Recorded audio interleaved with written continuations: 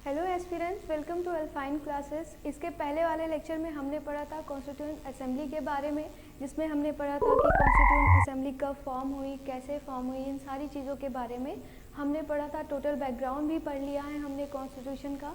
आज से हम स्टार्ट कर रहे हैं कॉन्स्टिट्यूशन का इम्पॉर्टेंट पार्ट, जो कि है प्रियम्बल। प्रियम्बल क्या कहते हैं हम इसको? कॉन्स्टिट्यूशन का इंट्रोडक्टरी पार्ट बोलते हैं। मतलब कि जो पूरा कॉन्स्टिट्यूशन है उसको एक जो छोटे से जगह में लिख दिया गया है, उसके इंट्रोडक्शन को कि क्या क्या है कॉन्स्टिट्यूशन में, उसी को हम बोलते हैं प्रियम्बल। ठीक है, प्रियम्बल जो है बहुत इंपॉर्टेंट टॉपिक है। ये लीगल के स्टूडेंट के लिए तो बहुत ज़्यादा इंपॉर्टेंट टॉपिक होता है। कभी कभी इसमें से 2-3 क्वेश्चन पूछ लिए जाते हैं जितने भी लॉ एंट्रेंस होते हैं। इसके साथ साथ ये पॉलिटी के लिए भी बहुत ज़्यादा इंपॉर्टेंट टॉपिक हो जाता है, क्योंकि प्रियम्बल में कुछ कीवर्ड्स होते हैं जिनसे क्वेश्चन पूछ लिए जाते हैं। कभी ये पूछ लिया जाता है कि इसका अमेंडमेंट कब हुआ था, किस केस में हुआ था। ये सारी इंपॉर्टेंट चीज़ें आज हम पढ़ेंगे। सबसे पहले जानेंगे प्रियम्बल के बारे में। प्रियम्बल होता क्या है? प्रियम्बल एक जो बड़ा सा कॉन्स्टिट्यूशन होता है, उस कॉन्स्टिट्यूशन में है क्या क्या चीज़ें, उसको एक छोटे वर्ड में उसको डिस्क्राइब करते हैं, उसी को प्रियम्बल। बेसिकली ये इंट्रोडक्शन होता है, इंट्रोडक्टरी पार्ट होता है किसका? कॉन्स्टिट्यूशन का। ठीक है, जो प्रियम्बल है, सबसे पहले प्रियम्बल अमेरिकन जो कॉन्स्टिट्यूशन बना था, उन्होंने सबसे पहले क्या बनाया था? अपने कॉन्स्टिट्यूशन के सबसे पहले जो फ्रंट पेज होता है वहाँ पे उन्होंने एक इंट्रोडक्टरी पार्ट रखा था और उसका नाम दिया था प्रियम्बल। और फिर उसके बाद सबसे पहले यूएसए, फिर उसके बाद कई सारी कंट्री जिनका कॉन्स्टिट्यूशन बना, उन्होंने इस प्रैक्टिस को क्या किया? फॉलो किया। आज हम पढ़ेंगे कि इंडिया के कॉन्स्टिट्यूशन में क्या है। ठीक है, प्रियम्बल का मतलब क्या होता है? प्रियम्बल का मतलब होता है इंट्रोडक्टरी पार्ट। मतलब कि अगर हम इसको प्रेफेस भी बोल सकते हैं किसका? कॉन्स्टिट्यूशन का। सबसे पहले हम पढ़ेंगे इंडिया के कॉन्स्टिट्यूशन को। ठीक है, इंडिया के कॉन्स्टिट्यूशन को पढ़ते हैं और इसमें क्या कीवर्ड्स हैं, उन सारे कीवर्ड्स को जानने की कोशिश करते हैं। बी, यहाँ पे बी है। Be the people of India means ये किसके लिए है? ये पीपल ऑफ इंडिया के लिए है। किसके लिए? People of India. Be the people of India having solemnly resolved to constitute India into sovereign, socialist, secular, democratic republic। इसमें ये जो वर्ड्स हैं, जैसे sovereign है, ये सारे वर्ड्स जो हैं, इन सब का अपना अपना मतलब है। ये बेसिकली किसके बारे में बात कर रहा है? ये बात कर रहा है प्रेजेंट सिचुएशन के बारे में, कि मतलब प्रेजेंट में इंडिया क्या क्या है। सबसे पहले है संप्रभु। इसका मतलब होता है संप्रभु। ठीक है, सोवरेन का मतलब होता है संप्रभु। इसका मतलब क्या होता है? इसका मतलब है इंडिया जो अपने लिए लॉज बनाएगा, उसमें कोई भी बाहर का व्यक्ति इंटरफेयर नहीं करेगा। मतलब कि इंडिया के लोगों को अपना कॉन्स्टिट्यूशन, अपना लॉ, अपनी पॉलिसी बनाने का उनके पास राइट है। ठीक है, सोशलिस्ट का मतलब क्या है?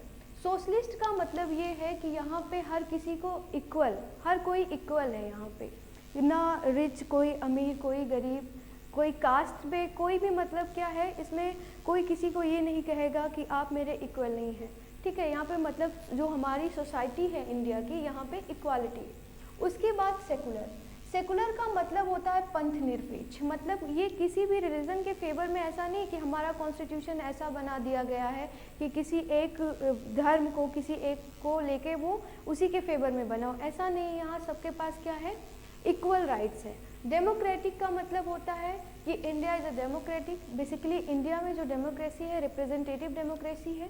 डेमोक्रेटिक का मतलब क्या होता है कि यहाँ के पीपल्स के पास क्या है? राइट है अपने लीडर्स को चूज़ करने के लिए। किससे चूज़ करते हैं? By the voting.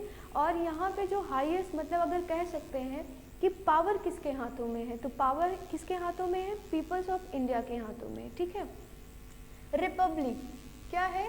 रिपब्लिक है इंडिया। रिपब्लिक कब हुआ था? बेसिकली जब इंडिया का अपना कॉन्स्टिट्यूशन बना था, तब इंडिया क्या हो गया था? रिपब्लिक हो गया था। मतलब कि इंडिया के ऊपर उसका ही कॉन्स्टिट्यूशन, उसके ही रूल चलेंगे, उसके पीपल्स के द्वारा, उसके रिप्रेजेंटेटिव जो भी हैं, मतलब कि जो इंडिया की गवर्नमेंट बनाएगी कॉन्स्टिट्यूशन, उन्हीं के बेसिस पे हम क्या करेंगे? गवर्न करेंगे। किसी और कंट्री के अंडर में नहीं है हम। ठीक है, उसके बाद ये बेसिकली किसके बारे में बात कर रहा है? ये प्रेजेंट सिचुएशन के बारे में बात कर रहा है कि प्रेजेंट में हमारी सिचुएशन क्या है। ठीक है, प्रेजेंट में क्या है? सोवरेन है, सोशलिस्ट हैं, सेकुलर हैं, डेमोक्रेटिक हैं, रिपब्लिक हैं। ठीक है, उसके बाद आगे पढ़ते हैं। आगे क्या है, जस्टिस की बात की गई है। यहाँ पे किसकी बात की गई है, जस्टिस पे। मतलब कि हमारा कॉन्स्टिट्यूशन ऐसा है जिसमें जस्टिस भी है। अब जस्टिस किस टाइप के लिए जस्टिस, किसके लिए justice, social justice, economic justice, political. Social का मतलब यहाँ कास्ट के बेसिस पे किसी को या फिर किसी धर्म के बेसिस पे उसको हम ये नहीं कह सकते कि आप बड़े हैं आप छोटे हैं। ठीक है, इकोनॉमिक जस्टिस का मतलब गरीबी अमीरी ऐसा नहीं है कि कोई गरीब है कोई अमीर है, हर जगह कोई ऐसा नहीं है कि कोई गरीब है तो उसे जस्टिस नहीं मिलेगा। ठीक है, उसके बाद पॉलिटिकल मतलब कि सबके पास क्या है, इक्वल चांस है। पॉलिटिकल जस्टिस का मतलब इंडिया में क्या है, ये जो तीसरा है ये किसके बारे में बात कर रहा है, जस्टिस के बारे में बात कर रहा है। उसके बाद लाइबर्टी। लाइबर्टी का मतलब होता है फ्रीडम। फ्रीडम और लाइबर्टी देखने में तो सेम लगते हैं, लेकिन फ्रीडम और लाइबर्टी में थोड़ा सा डिफरेंस होता है। जैसे कि हमारे यहाँ फ्रीडम टू स्पीच है, मतलब कि हम क्या कर सकते हैं, बोल सकते हैं, कुछ भी बोल सकते हैं। ठीक है, लेकिन वहाँ पे कुछ रिस्ट्रिक्शंस भी दिए गए हैं। फ्रीडम है हमारे पास लेकिन उसमें कुछ रिस्ट्रिक्शन दिए गए हैं। फ्रीडम क्या होते हैं, रिस्ट्रिक्शंस हो सकते हैं, लेकिन जो लाइबर्टी होता है इसमें रिस्ट्रिक्शंस नहीं होते हैं। किस चीज़ के लिए लाइबर्टी है, थॉट के लिए।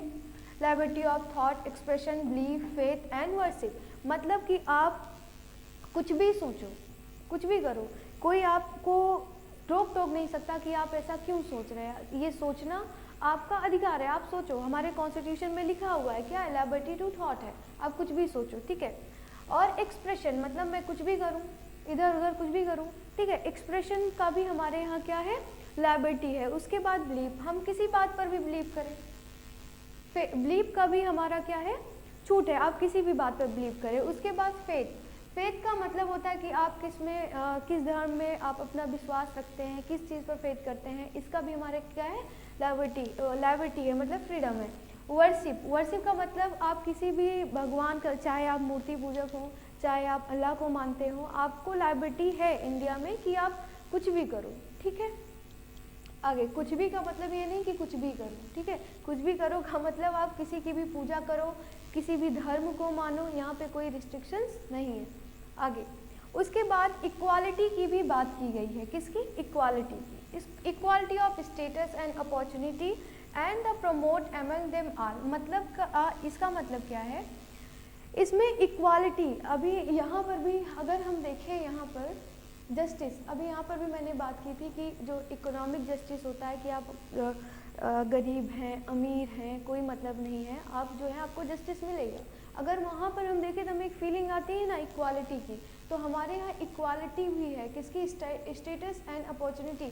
ऐसा नहीं है कि अमीरों को ही अपॉर्चुनिटी दी जाएगी, वो अमीर है तो उनको ही अपॉर्चुनिटी दी जाएगी। हर किसी को अपॉर्चुनिटी का राइट है। जैसा ऐसा नहीं कि अगर आप किसी एक प्रॉपर कम्युनिटी से बिलोंग करते हैं तो आपको ही इसका राइट है। ठीक है, हर किसी को इक्वल अपॉर्चुनिटी मिलेगी। ठीक है, अब फ्रेटर्निटी इसका मतलब है भाईचारा। ठीक है, मतलब ये कहा गया है कि हमको लाना क्या क्या है। अगर हम इसकी बात करें, इसकी बात तो हमने किया था, ये प्रेजेंट सिचुएशन की बात थी। किसकी बात थी, ये प्रेजेंट सिचुएशन की बात थी। ठीक है, और अगर इसकी बात करें, ये वाला पूरा, ठीक है, ये वाला पार्ट ये कह रहा है कि हमें इंडिया में क्या चाहिए, और लाना और बेहतर बनाना है। क्या चीज़ों को, जस्टिस को, लाइबर्टी को, इक्वालिटी को, फ्रेटर्निटी को। ठीक है, तो ये किसकी बात कर रहा है, बेसिकली ये बात कर रहा है हमारे फ्यूचर की। किसकी बात कर रहा है, ये बात कर रहा है हमारे फ्यूचर की। मतलब कि हमें फ्यूचर में ये सारी चीज़ें इंडिया में बेटर बनानी है। किसकी बात कर रहा है, यहाँ तक ये बात कर रहा है फ्यूचर की, कि हमें फ्यूचर में ये सारी चीज़ें लानी है। उसके बाद क्या है, in our constituent assembly this 26th day of November 1949 do hereby adopt, enact and give to the ourselves this constitution। देखो, हमने कल बात किया था ना कि हमारी कॉन्स्टिट्यूशन कब बनी थी, कब अडॉप्ट हुई थी। हमने बताया था 26 नवंबर 1949 को हमारा कॉन्स्टिट्यूशन बनके रेडी हो गया था, और इसको कॉन्स्टिट्यूएंट असेंबली जो कि हमारी संवैधानिक सभा थी उसको इसने एक्सेप्ट भी कर लिया था। ठीक है, ज़रूरी नहीं कि उसने एक्सेप्ट किया, मतलब कि ये एकदम इसके जो प्रोविजंस थे हर किसी को पसंद आए थे। अब इसमें कुछ ऐसा नहीं लग रहा था उन लोगों के कि इसमें कुछ और जोड़ना चाहिए या फिर कोई और चीज़ होनी चाहिए। उसमें एक उन्होंने रखा था आर्टिकल 368 कि अगर इन फ्यूचर आपको कोई चीज़ ऐसा लगेगा कि इसमें होना चाहिए या फिर हटाना चाहिए तो आप अमेंडमेंट करके इसको हटा सकते हैं, ठीक है। तो 26 नवंबर 1949 को हमारी कॉन्स्टिट्यूएंट असेंबली ने कॉन्स्टिट्यूशन को क्या कर लिया था, एक्सेप्ट कर लिया था। लेकिन हमारा कॉन्स्टिट्यूशन इनफोर्स में कब आया, हमारा कॉन्स्टिट्यूशन इनफोर्स में आया था 26 जनवरी 1950, जिस दिन हम क्या मनाते हैं, रिपब्लिक डे मनाते हैं, ठीक है। तो ये किसकी बातें कर रहा है, आप इसको देख के ही बता सकते हैं कि ये बात कर रहा है पास्ट की। पास्ट में ये बता रहा है कि ये 26 नवंबर है और इस दिन हम कॉन्स्टिट्यूशन को क्या कर रहे हैं, एक्सेप्ट कर रहे हैं, ठीक है। तो ये टोटल था हमारा प्रियम्बल। ये प्रियम्बल जो है इसके जो वर्ड्स हैं ये बहुत इंपॉर्टेंट है, ये की वर्ड्स है। जैसे इसमें हो गया जिसको मैं अंडरलाइन करती जाती हूँ, democratic, socialist, Republic, socialist, secular, ये सारे वर्ड जो है ना ये बहुत ज़्यादा इंपॉर्टेंट वर्ड है। और जब क्वेश्चन पूछता है ना तो अक्सर इसी में से ही क्वेश्चन पूछ लेता है।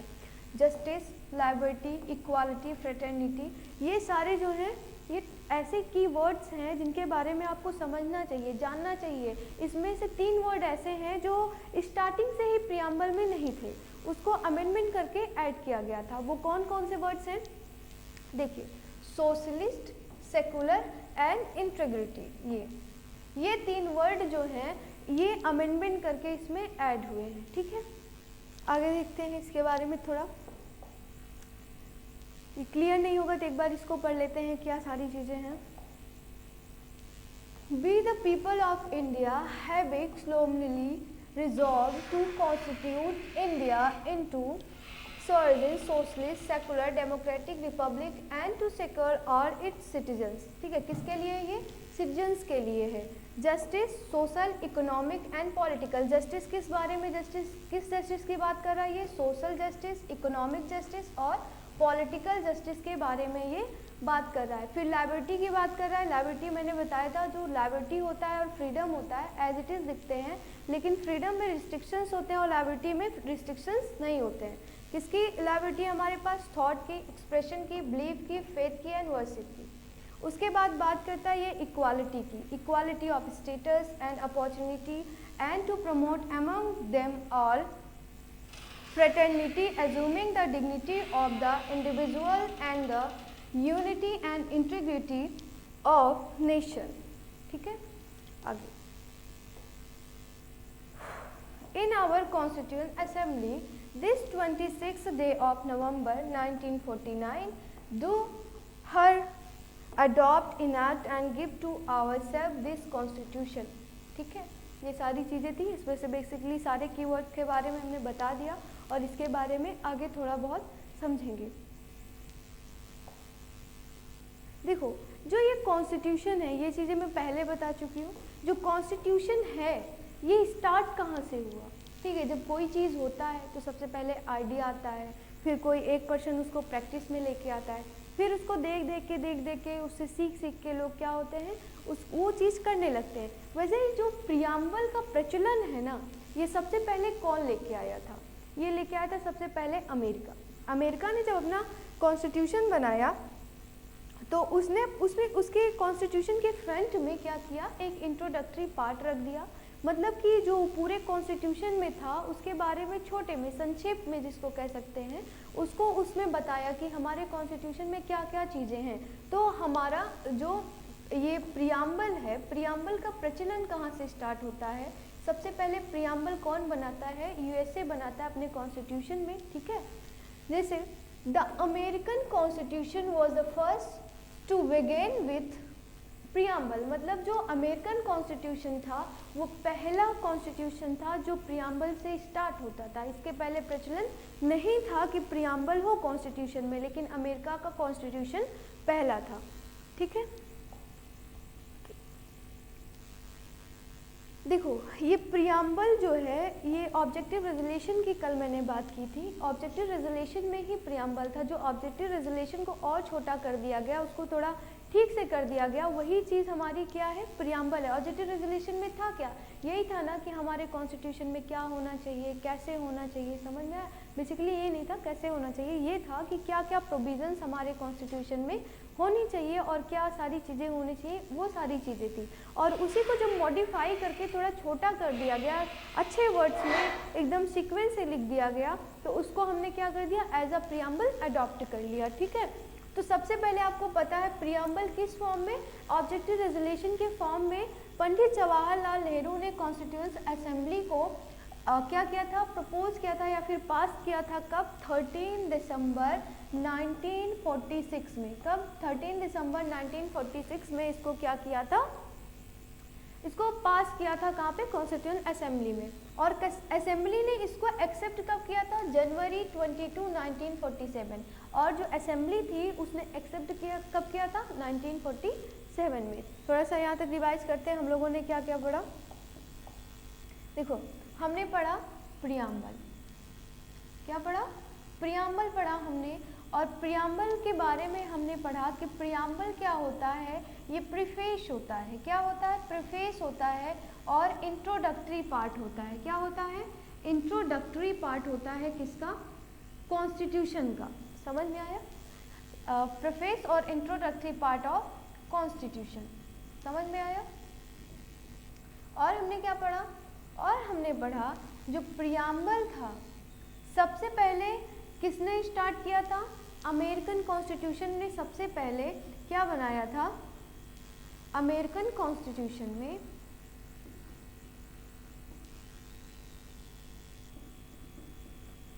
अमेरिकन कॉन्स्टिट्यूशन पहला था जो किससे स्टार्ट होता था, प्रियम्बल से स्टार्ट होता था।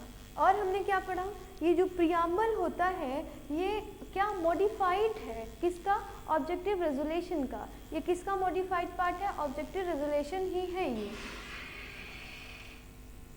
Objective resolution.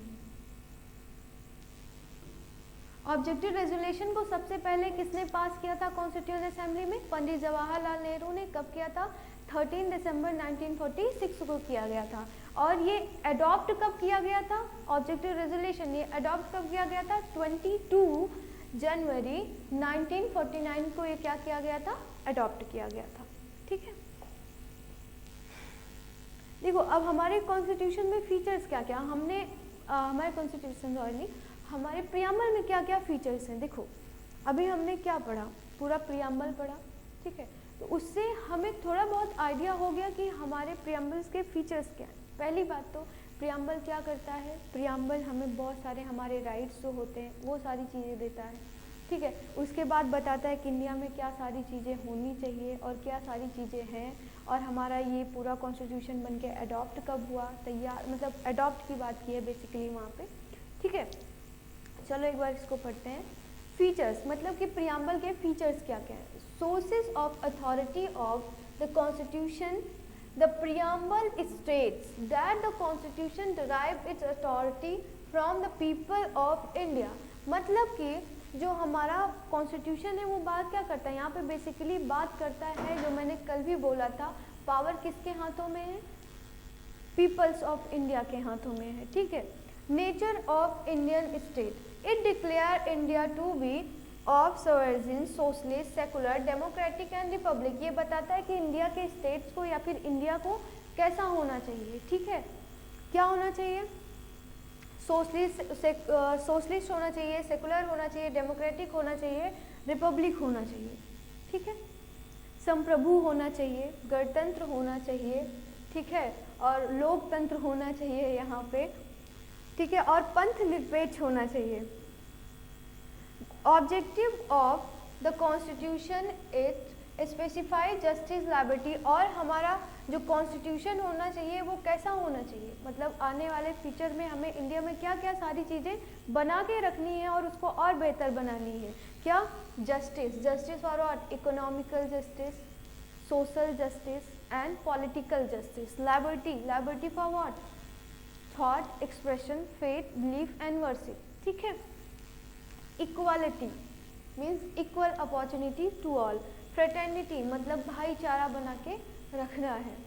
ठीक, उसके बाद date of adoption of the constitution, और प्रियम्बल क्या बताता है कि हमारे कॉन्स्टिट्यूशन को कब अडॉप्ट किया गया था, कब किया गया था, नवंबर 26, 1949 को, ठीक है। और हमारा कॉन्स्टिट्यूशन फोर्स में कब आया था, 26 जनवरी 1950 में आया था। अब पढ़ेंगे प्रियम्बल्स के जो कुछ कीवर्ड्स हैं उनके बारे में पढ़ेंगे कि वो कीवर्ड्स हमें बताते क्या, ठीक है। सबसे पहले है सॉवरेन। सॉवरेन का मतलब क्या होता है, संप्रभु, मतलब कि यहाँ की जो अगर एक क्वेश्चन आता है who is the sovereign of India, option आता है president, PM, people of India और कुछ और। तो इसमें ना प्रेसिडेंट होता है, क्योंकि मैंने बोला था पावर किसके हैंड में होती है, पावर होती है पीपल्स के हैंड में। तो जो हाईएस्ट सॉवरेन होता है इंडिया का वो पीपल्स होते हैं, पीपल्स ऑफ इंडिया, ठीक है। मतलब कि इंडिया क्या है, संप्रभु है।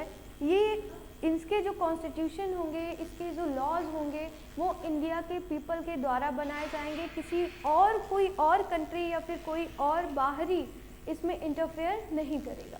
दूसरी बात सोशलिस्ट, क्या सोशलिस्ट, हमने बोला था कि सोशलिस्ट, इसको पहले भी समझा चुकी हूँ, जब मैं प्रियम्बल अभी पढ़ रही थी तो मैंने समझाया था। सोशलिस्ट का मतलब क्या होता है, सोशलिस्ट का मतलब है यहाँ पे ऊंच नीच ऐसी सोसाइटी नहीं होनी चाहिए, ठीक। उसके बाद बात करता है सेकुलर का, हर जगह लिखा रहता है धर्मनिरपेक्ष, लेकिन धर्मनिरपेक्ष नहीं, ये पंथ निरपेक्ष की बात करता है। मतलब कि ये किसी भी एक कम्युनिटी के फेवर में हमारा कॉन्स्टिट्यूशन नहीं है, समझ में आया। मतलब कि ऐसा नहीं है कि हिंदू है तो इसका नाम हिंदुस्तान है तो हिंदू को क्या कर दिए पूरा, इनको अच्छी, इनका जो लैंग्वेज है या फिर इनकी, जैसे कि श्रीलंका में हुआ था, श्रीलंका में क्या हुआ था, श्रीलंका में 2 लैंग्वेज स्पीकर हुआ करते थे। वहाँ पे जो इतनी ग्रुप, जैसे इंडिया में तो इतनी ज़्यादा डाइवर्सिटी है, लेकिन वहाँ पर जो थे श्रीलंका में 2 ही इतने ग्रुप हुआ करते थे, ठीक है। वहाँ पे 2 लैंग्वेज, बेसिकली वो इतने ग्रुप किसके बेसिस पे होते थे, लैंग्वेज के बेसिस पे होते थे। कौन कौन सी, सिन्हालाज होते थे और क्या होते थे, तेलुगु बोलते थे, सॉरी तमिल बोलते, ठीक है। एक सिन्हाला स्पीकर होते थे और एक होते थे तमिल स्पीकर, ठीक है। ये तमिल स्पीकर भी 2 पार्ट में डिवाइड थे। इसमें से कुछ थे जो इंडियन तमिल बोलते थे, क्या बोलते थे, इंडियन तमिल, और कुछ क्या बोलते थे, श्रीलंकन तमिल बोलते थे, ठीक है। इसमें क्या था, जो ये तमिल स्पीकर थे इनकी जो मेजॉरिटी थी ये कम थी। मेजॉरिटी किसकी थी, सिन्हालाज की मेजॉरिटी ज़्यादा थी।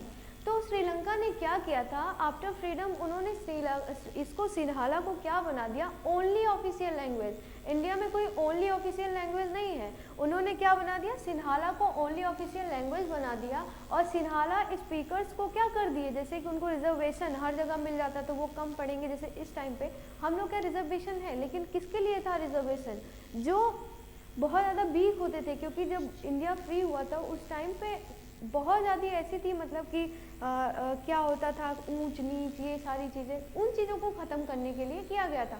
लेकिन श्रीलंका में क्या किया गया, सिन्हालाज को क्या प्रिविलेजेस दे दिए गए, उन लोगों को अपॉर्चुनिटी ज़्यादा मिलने लगी। क्या हुआ, तमिल लोग बगावत कर दिए। उन्होंने कहा कि हम भी यहीं पे रहते हैं, भले हमारी संख्या कम है, हम कम हैं, माइनर में आते हैं, लेकिन ये ज़रूरी नहीं है जो माइनर में आते हैं उनको ऐसे क्रिटिसाइज़ किया जाए। तो यहाँ पे क्या हुआ था, वही एलटीटी वगैरह बना था, ठीक है। ये बेसिकली समझाने का मतलब ये है कि इंडिया में ऐसा कुछ नहीं है, इंडिया में इतनी ज़्यादा डाइवर्सिटी है। क्यों है, इंडिया में डाइवर्सिटी है, इतनी बड़ी एरिया है, ठीक है, हर जगह का कल्चर अलग है, हर जगह की सोसाइटी अलग है, लेकिन इंडिया फिर भी यूनाइट है। किसकी वजह से, बिकॉज ऑफ कॉन्स्टिट्यूशन, ठीक है। हमारा कॉन्स्टिट्यूशन इतना अच्छा बना है कि अभी तक उथल पुथल नहीं है, ठीक है। पाकिस्तान को ही देख लीजिए, पाकिस्तान डिवाइड हो गया, पहले ईस्टर्न पाकिस्तान था, बांग्लादेश, लेकिन अब देखिए डिवाइड हो गया, अलग हो गया, ईस्टर्न पाकिस्तान नाम था उसका। इंडिया अभी तक यूनाइटेड है, बल्कि पाकिस्तान छोटा सा हिस्सा था, उतना ज़्यादा था नहीं, अगर इन कंपेरिजन ऑफ इंडिया देखें तो उतना बड़ा कुछ है नहीं, लेकिन फिर भी वो डिवाइड हो गया। लेकिन इंडिया में इतनी ज़्यादा डाइवर्सिटी होने के बाद भी अभी यूनाइटेड है, क्यों, बिकॉज ऑफ कॉन्स्टिट्यूशन, हमारा कॉन्स्टिट्यूशन ऐसा है। उसके बाद जो आता, हाँ, तो सेकुलर में समझा रही थी ना, सेकुलर का मतलब है कि यहाँ को ये जो हमारा कॉन्स्टिट्यूशन है ना, वो किसी एक धर्म के फेवर में नहीं है, मतलब किसी एक कम्युनिटी के फेवर में नहीं है कि उसके लिए अच्छे प्रोविजंस, ऐसा भी नहीं। अगर ऐसा नहीं है कि कोई अगर मेजॉरिटी में है, जैसे श्रीलंका में था, ऐसा नहीं है यहाँ पे कोई मेजॉरिटी में है तो उसको हम कुछ अच्छे प्रिविलेजेस दे देंगे। यहाँ पे इक्वालिटी है, समझ में? सेकुलर का मतलब यही हुआ बेसिकली। जो दूसरा है डेमोक्रेटिक। डेमोक्रेटिक तो सब लोग जानते हो, डेमोक्रेटिक एक वर्ड से हुआ है, डेमोक्रेशिया, ठीक है। डेमोक्रेटिक का मतलब क्या होता है? डेमोक्रेसी का एक होता है ना, by the people, to the people, for the people, ठीक है। अब्राहम लिंकन का ये स्टेटमेंट है कि डेमोक्रेसी का मतलब क्या होता है, by the people, to the people, for the people, जनता का, जनता के द्वारा, जनता के लिए, ठीक है। तो डेमोक्रेसी का मतलब है यहाँ पे कि हमारे यहाँ अगर देखें डेमोक्रेसी कैसी है, तो हमारे यहाँ डेमोक्रेसी है रिप्रेजेंटेटिव डेमोक्रेसी है, ठीक है। मतलब हम अपने रिप्रेजेंटेटिव को क्या करते हैं, चूज़ करते हैं, और वो कहाँ बैठते हैं, पार्लियामेंट पे जो है बैठते हैं, और हमारे बिहाफ पे क्या करते हैं, वो डिसीजन मेकिंग में पार्टिसिपेट करते हैं, ठीक है। डेमोक्रेसी का मतलब है कि जिस कंट्री में जो ऐसा एक गवर्नमेंट का ऐसा सिस्टम जिसमें उस कंट्री के, उस पर्टिकुलर कंट्री के पीपल्स को राइट हो अपने रिप्रेजेंटेटिव को चूज़ करने के लिए, समझ में आया, अपने लीडर्स को चूज़ करने के। रिपब्लिक का मतलब देखो, हमारा खुद का कॉन्स्टिट्यूशन है, अब हम किसी और के कॉन्स्टिट्यूशन के ऊपर नहीं चलेंगे। जस्टिस की बात करी है, जस्टिस मैं पहले भी समझा चुकी हूँ। कौन सी जस्टिस?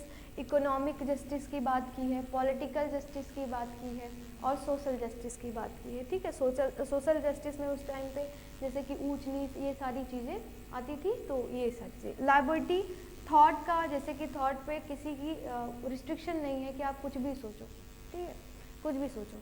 जैसे मैं यहाँ सोच रही हूँ अर्सला मैम का मर्डर कर दूँ, ठीक है, और मैम का भी गला वाला काट के 35 टुकड़े कर दूँ, तो फिर वो चलता है ना, मेरे पास राइट है, लिबर्टी है, ठीक। लिबर्टी में मतलब रिस्ट्रिक्शंस नहीं होते, फ्रीडम में क्या होते हैं, रिस्ट्रिक्शंस होते हैं।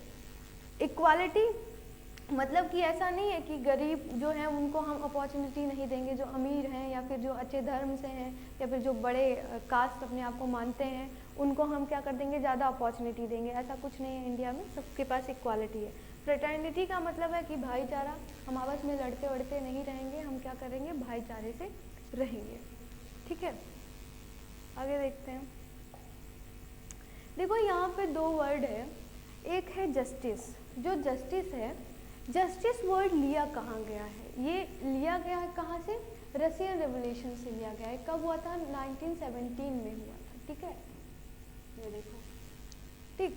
ये जस्टिस वर्ड, जस्टिस किस बात के लिए, social, economic and political justice, ये वर्ड कहाँ से लिया गया है, ये सारी चीज़ें, इसका आइडिया कहाँ से लिया गया है, ये रशियन रेवोल्यूशन से लिया गया है।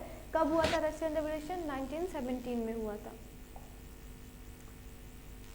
उसके बाद liberty, ideal of liberty, equality, fraternity in our preamble have been taken from the French revolution. मतलब जो फ्रेंच रेवोल्यूशन हुआ था 1789 से 1799 तक, जब वहाँ पे मोनार्कियल सिस्टम हुआ करता था, फिर वहाँ पे रेवोल्यूशन हुआ था, लुईस 16 वगैरह थे, तो उनको क्या कर दिया गया था, उनको सूली पर चढ़ा दिया गया था। फिर उसके बाद वहाँ पे क्या हो गया था, उन्होंने अपने आप को डेमोक्रेटिक कंट्री बना लिया था, ठीक है। तो वहाँ से, जैसे कि वहाँ पर अगर हम फ्रांस में देखें तो वहाँ पे 3 स्टेट हुआ करते थे।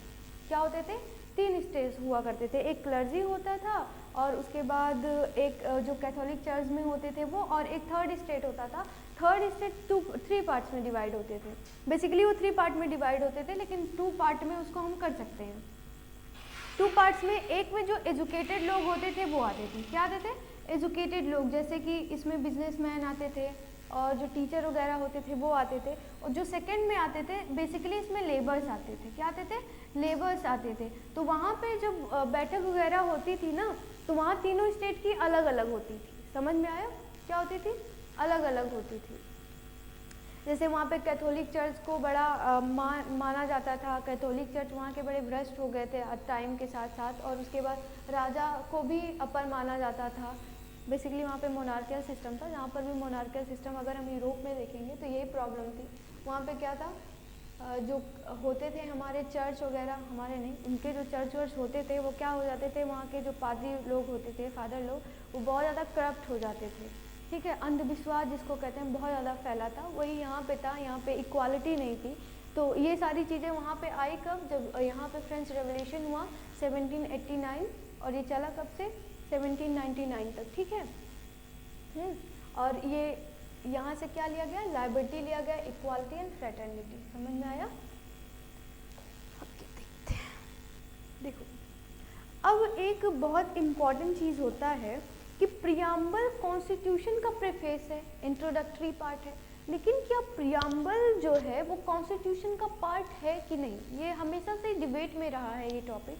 जैसे कि सबसे पहले एक केस आता है इससे रिलेटेड, कभी सुप्रीम कोर्ट कहता है नहीं ये पार्ट नहीं है, कभी कहता है हाँ है, इसको हम अमेंड कर सकते हैं, ठीक है। जैसे जो बेसिक स्ट्रक्चर्स होते हैं कॉन्स्टिट्यूशन को, उसको अमेंड नहीं किया जा सकता है, ठीक है।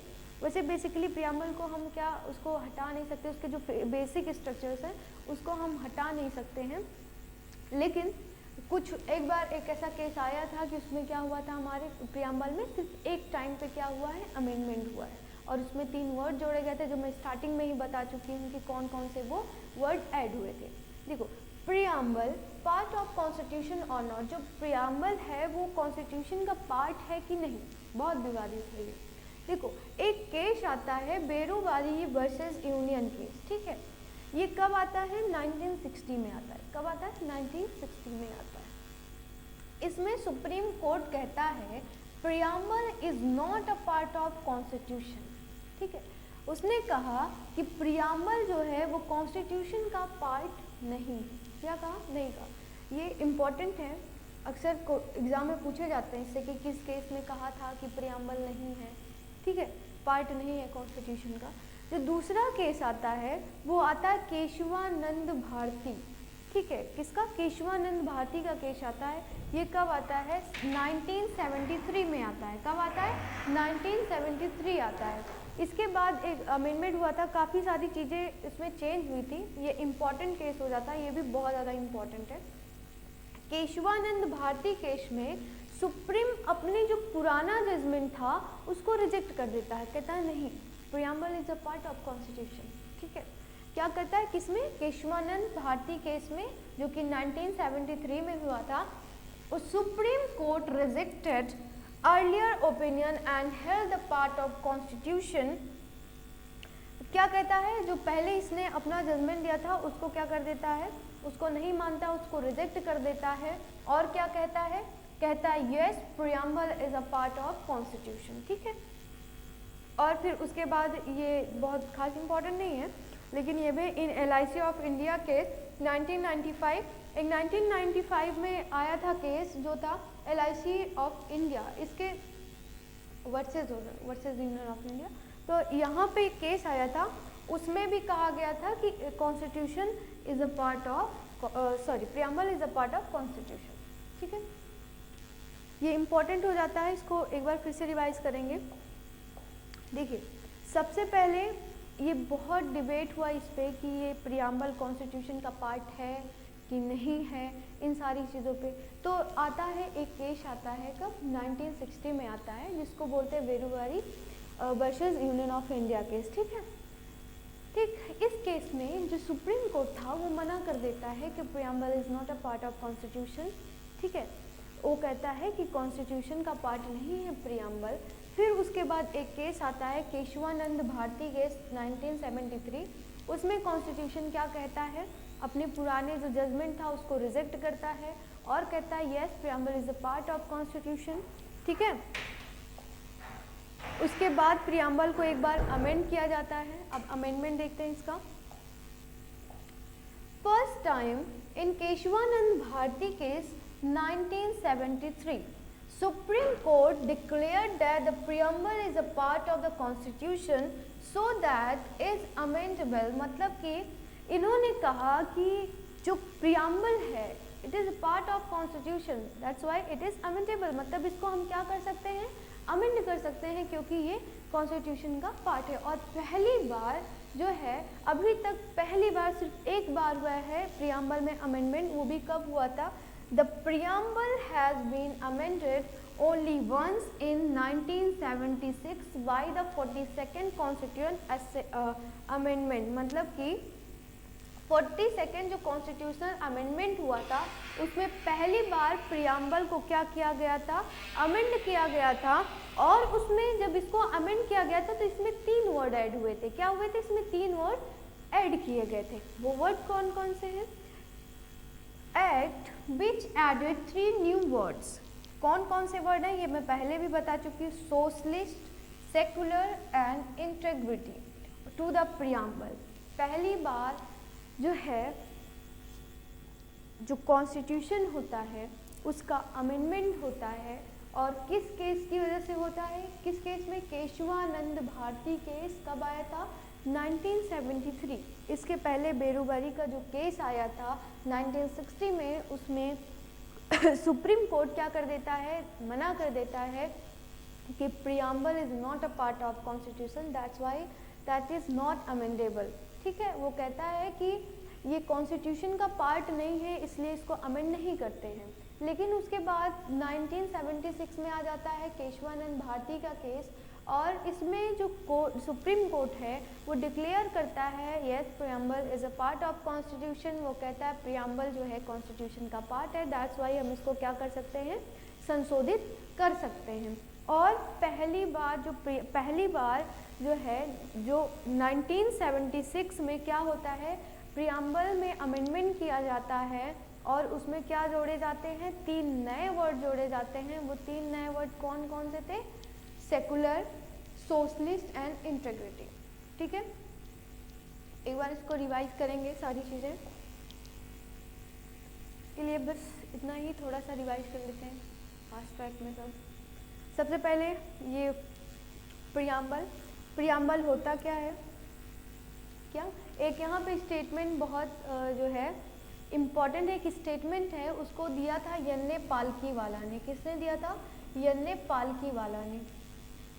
यन्ने पालकीवाला ने कहा था प्रियम्बल के बारे में, क्या था, कभी कभी पूछ लिया जाता है कि ये स्टेटमेंट प्रियम्बल के बारे में किसने दिया है। यन्ने पालकीवाला ने कहा था preamble is identity card of the constitution। मतलब उन्होंने कहा था कि ये जो प्रियम्बल है वो कॉन्स्टिट्यूशन का क्या है? आइडेंटिटी कार्ड है। ठीक है, ये पूछ लिया जाता है कि identity card of the constitution preamble है, ये किसने कहा था? ये किसने कहा था? ये पालकीवाला ने कहा था। इम्पॉर्टेंट है। अब थोड़ा सा रिवाइज करते हैं। देखो, हमने पढ़ा किसके बारे में? प्रियम्बल के बारे में। किसके बारे में पढ़ा हमने पढ़ा प्रियम्बल के बारे में पढ़ा हमने। प्रियम्बल के बारे में हमने क्या पढ़ा? प्रियम्बल होता क्या है? प्रियम्बल को हम बोलते हैं इंट्रोडक्टरी पार्ट या फिर क्या बोलते हैं? इंट्रोडक्टरी पार्ट और प्रेफेस। क्या बोलते हैं? Preface of the constitution. मतलब कि ये कॉन्स्टिट्यूशन के बारे में सब संक्षेप में हमें बताता है। ठीक है, और प्रियम्बल का ये प्रचलन कि हमारा कॉन्स्टिट्यूशन स्टार्ट प्रियम्बल से होगा, एक इंट्रोडक्टरी पार्ट से होगा, ये स्टार्ट किया था किसने? सबसे पहले अमेरिकन कॉन्स्टिट्यूशन जो था उसने स्टार्ट किया था क्या करना? प्रियम्बल को। ठीक है, तो उसने सबसे पहले अमेरिकन कॉन्स्टिट्यूशन बना था, जिसके पहले फेज पे क्या था? एक इंट्रोडक्टरी पार्ट था जिसका नाम था प्रियम्बल। फिर उसके बाद प्रियम्बल था क्या? प्रियम्बल जो है ऑब्जेक्टिव रेजोल्यूशन, आप लोगों को याद होगा जो ऑब्जेक्टिव रेजोल्यूशन, ये ऑब्जेक्टिव रेजोल्यूशन का ही मॉडिफाइड है। ठीक है, ऑब्जेक्टिव रेजोल्यूशन का क्या है? ये मॉडिफाइड। ऑब्जेक्टिव रेजोल्यूशन का काम क्या था? उसका उद्देश्य जो था, उद्देश्य क्या है? हमारा कॉन्स्टिट्यूशन में क्या सारी चीज़ें होनी चाहिए, क्या एम होने चाहिए हमारे कॉन्स्टिट्यूशन का, यही सारी चीज़ें तो था ना ऑब्जेक्टिव रेजोल्यूशन में। और प्रियम्बल क्या बताता है कि यही सारी चीज़ें हमारे कॉन्स्टिट्यूशन में हैं। तो जो ऑब्जेक्टिव रेजोल्यूशन था उसी का मॉडिफाइड जो पार्ट है उसको क्या बोलते हैं? प्रियम्बल। क्या बोलते हैं? प्रियम्बल। ठीक है। और इसका जो ऑब्जेक्टिव रेजोल्यूशन था इसको सबसे पहले पास्ट किसने किया था? कॉन्स्टिट्यूएंट असेंबली ने। किसने किया था? पंडित जवाहरलाल नेहरू ने किया था। किसने? पंडित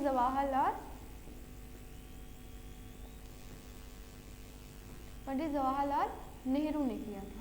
ठीक है, कब किया था? 9 दिसंबर 1946 को। ठीक, ये कॉन्स्टिट्यूएंट असेंबली ने एक्सेप्ट कब किया था? असेंबली ने एक्सेप्ट कब किया था?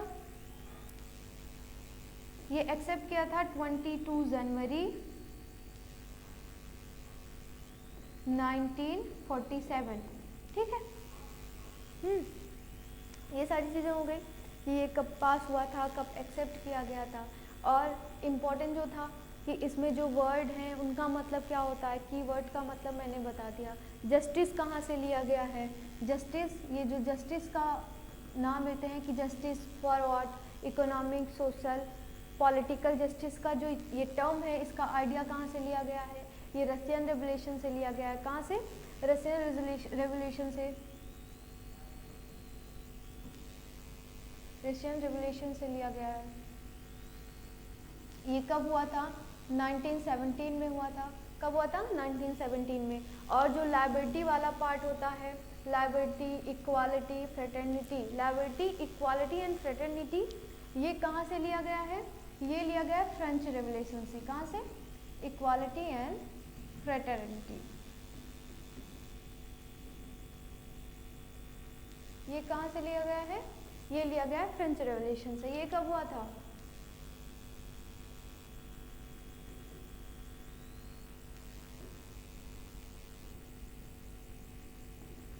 ये कब हुआ था? 1789 से स्टार्ट हुआ था 1799 तक।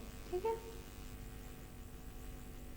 आज के लिए बस इतना ही। कल से हम स्टार्ट करेंगे कॉन्स्टिट्यूशन का पहला पार्ट। ठीक है, थैंक यू सो मच।